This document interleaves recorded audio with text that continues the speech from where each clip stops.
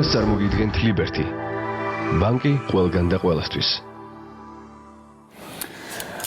მოკლედ მარტის დასაწყისში მთელი მსოფლიო თირკმელის საერთაშორისო დღეს აღნიშნავს. მე მგონი ზედმეტი აქ საუბარი თუ რამდენად მნიშვნელოვანია ჩვენი ორგანიზმისთვის თირკმელი და მისი ფუნქციის შენარჩუნება. ძალიან ბევრ მნიშვნელოვან ფუნქციას ასრულებს თირკმელი ჩვენი ორგანიზმისთვის და ჩვენი ნორმალურად ფუნქციონირებისთვის. ის მთავარი, ასე ვთქვათ, ფილტრია ჩვენი ორგანიზმის, ერთ-ერთი მთავარი გამომყოფი ორგანოა, მონაწილეობს ასევე ნივთიერებათა ცვლაში და რა თქმა უნდა, დროის განმავლობაში ისევე როგორც სხვა ორგანოები და ორგანოთა სისტემებიც, თირკმელიც განიცდის სტრუქტურულ ცვლილებას, რომელსაც შემდეგ მოსდევს ხოლმე როგორც წესი მისი ფუნქციური ცვლილებებიც. ამიტომ ძალიან დიდი ყურადღება უნდა მივაქციოთ, განსაკუთრებით 60 წელს გადაცილებულ ადამიანებს გულისხმობ, რომ თირკმელმა იმუშაოს ზუსტად. ესე იგი, რა ხდება, ნახეთ, ზოგადად თირკმლის კოდში ჩადებულია, რომ 100 წელი თირკმელს შეუძლია შეფერხების გარეშე იმუშაოს, მაგრამ ჩვენ ადამიანები გამომდინარე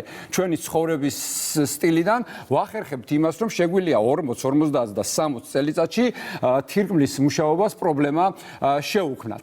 მე ახლა წარმოგიდგენთ გრაფიკას, თუ რამ შეიძლება გამოიწვიოს თირკმელებში ცვლილება, მაგალითად ლორწოს, სილის და კენჭების წარმოქმნა. ღამის საათებში საკვების მიღება, დიდი რაოდენობით ფქვილეულის, ბურღულეულისა და ფაფების მიღება, ტკბილი საკვები, შაქარი, ისევე როგორც სხვა ორგანოებს თირკმელსაც აზიანებს, ძეხვეული, ჭარბი-პური, მარილიანი საკვები, მარილი მტერია, განსაკუთრებით ასაკში, ავიტამინის ნაკლებობა და მძლავრი ემოციური ფონი. თუ დაუშვათ ვერ გავაკონტროლეთ ეს ყველაფერი და დაგვეწყო პრობლემები, რას უნდა მივაქციოთ ყურადღება? ანუ რა შემთხვევაში უნდა ვიფიქროთ, რომ ჩვენს თირკმელს და შესაბამისად საშარდე სისტემას რაღაც პრობლემა აქვს და რაღაც ემუქრება. ნახოთ გრაფიკა. რას ვაქცევთ ყურადღებას? ეს ძალიან მნიშვნელოვანია. კი ბატონო, სიმპტომები: მუდმივი დაღლილობის გრძნობა, ღამღამობით ცივი ოფლიანობა, ტერფებისა და ხელის მტევნების გადაციება და ხელფეხის დასუსტება. აი შეიძლება ვიღაცა მიფიქროს, რომ ეს ნევროლოგიური პრობლემები უფროა, ხელფეხის დასუსტება, მაგრამ აი ეს სიმპტომები შეიძლება თირკმლის უკმარისობამაც გამოიწვიოს. იმისთვის, რომ უფრო დეტალურად ვისაუბროთ ამ თემაზე, რა თქმა უნდა, მოვიწვიეთ პროფესიონალი, მედიცინის დოქტორი, უროლოგი, ქირურგი ბატონი შალვა შვილდაძეა დღეს 60+-ის სტუმარი. ბატონო შალვა, მოგესალმებით. დიდი მადლობა მობრძანებისთვის. პირველ რიგში, რამე ხომ არ გამოგვჩა ან სიმპტომებში, ან მოგეთ გრაფიკას როგორ შეგვიფასებდით? გრაფიკა კარგად იყო ასახული. უბრალოდ ბატონოთ არბე უფრო მივაქცევდი ყურადღებას, რომ 60+ ანუ ასაკის მქონე ადამიანები, ვისაც აქვს გენეტიკური მიდრეკილება სხვადასხვა დაავადებების მიმართ, ისინი უნდა იყვნენ უფრო მეტი ყურადღებით. ხოთ აი ამ ჩამონათვალეს რაც თქვენ ჩამოთვალეთ, მარტო თირკმლის დაავადებებზე ვერ ირჩევთ. ეს სიმპტომები თქვენ სწორად აღნიშნეთ, რომ შეიძლება სხვა დაავადებებისთვისაც იყოს დამახასიათებელი. ასე რომ უფრო ზუსტ კვლევებში უნდა წავიდნენ ესეთი პაციენტები. განსაკუთრებით ის ადამიანები, ვისაც აქვს ამისთვის, როგორც თქვით, მემკვიდრული მიდრეკილება. ანუ ვისაც აქვს მემკვიდრული მიდრეკილება, იმ რისკ ფაქტორი, რომელიც არის შაქრიანი დიაბეტი, მაღალი არტერიული წნევა, ჭარბი სიმსუქნე, ესენი არის თირკმლის დაავადებები, თირკმლის ანუ ჭარბი წონაც პრობლემურია თირკმლისთვის. ხშირად გამიგია გამოვლენება, თქვენ სწორად თქვით, როცა ოთარი აღნიშნავდა გრაფიკებზე სიმპტომებს, რომ ამ სიმპტომებით შეიძლება დაუშვათ ეჭვი მიიტანოს სხვა დაავადებაზე, მაგრამ გამიგია ფიზიკურად, როგორ უნდა მიხვდეს, რომ თირკმლიდან აქვს რაღაც პრობლემა, რომ მაგალითად თვალი აქვს ჩადასიებული დილით, შეშუპებული აქვს რაღაცა თვალის ქვედაკიდურების შეშუპებაც ხშირად გაგვიგია, ხო? ბატონმა ოთარმა აღნიშნა, რომ მარილიანი საკვები არის ყველა მტერი თირკმლის. კონკრეტულად მარილის ჭარბის მიღება განაპირობებს შემდგომ სითხის მოთხოვნას ორგანიზმში და სითხე კარგია თავისთავად თირკმლისთვის, არ არის ცუდი, რომ სითხეს იღებს ადამიანი, მაგრამ მარილის ჭარბის მიღება აკეთებს ამ სითხის შეკავებას ორგანიზმში. ის საფუძველზეც ხდება შემდგომ შეშუპებები. ეს პირველ რიგში არის ქუთუთოების არეში, კიდურებში, ტერფების არეში, ხელების შეშუპება, რომელიც ახასიათებს თირკმლის პათოლოგიებს. აი ამითი უნდა ვიეჭვოთ, რომ შეიძლება იყოს თირკმლის რაღაც დაავადება. ბატონო შალვა, თუ შეგვიძლიათ, რომ რადგან ვსაუბრობთ 60+ წელს გადაცილებულ ადამიანებზე, მათ მიცეთ რაღაცა კონკრეტული რჩევები, როგორ უნდა ავირიდოთ თავიდან თირკმლის დაავადებები, რაღაცა კონკრეტული?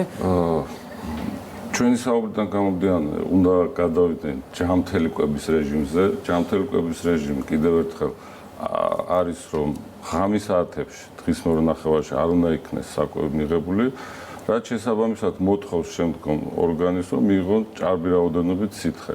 ის გამოც ექნებათ შემდგომ პრობლემები. უნდა მიაქციონ არტერიული წნევა, უნდა იზომონ ხშირად, ვისაც აქვთ ამისკენ მიდრეკილება.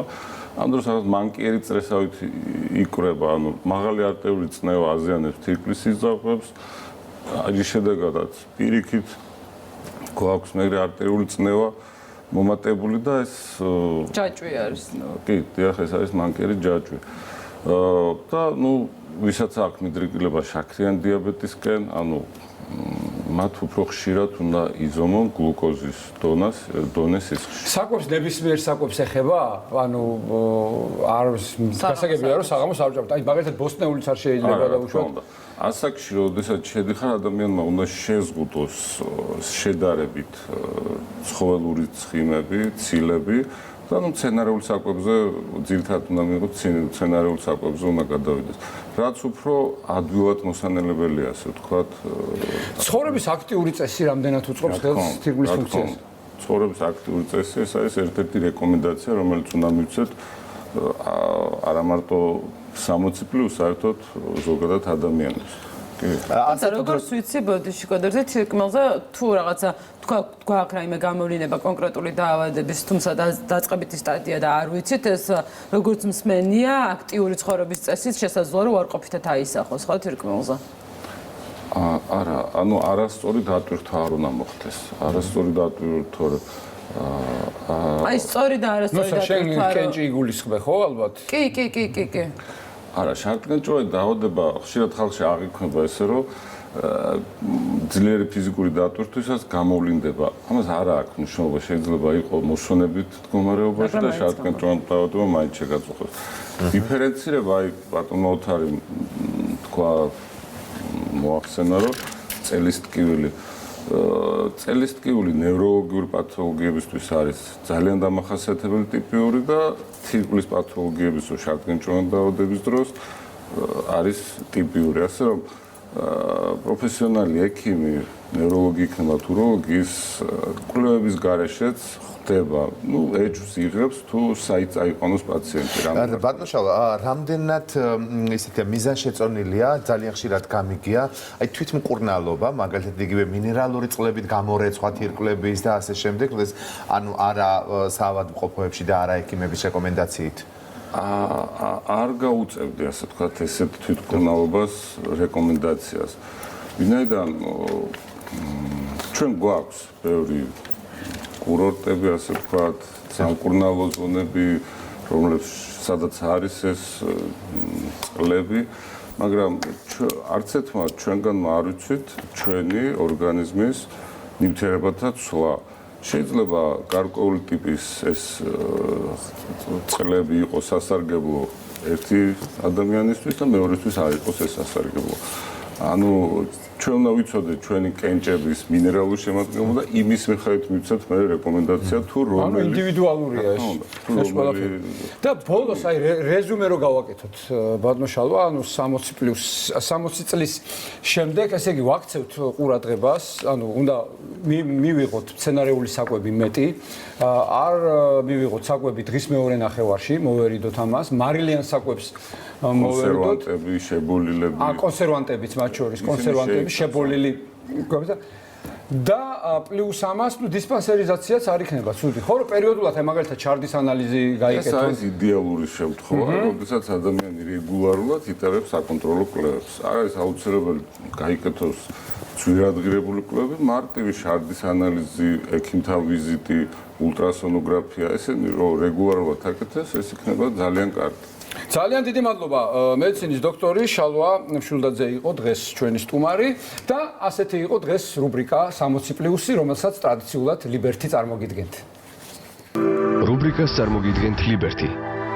ბანკი ყველგან და ყველასთვის.